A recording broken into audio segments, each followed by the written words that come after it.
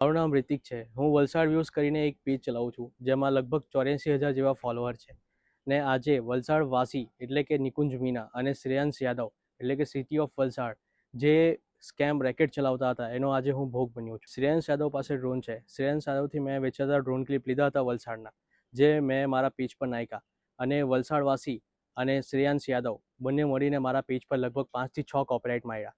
અને એ કોપીરાઇટના લીધે મારો પેજ ડિલીટ થવાનો મને ભય થયો. અને મેં એમને કીધું કે તમે આ ક્લિપ્સ કાઢી મૂકો, એટલે જે કોપીરાઇટ હતા એ કાઢી મૂકો.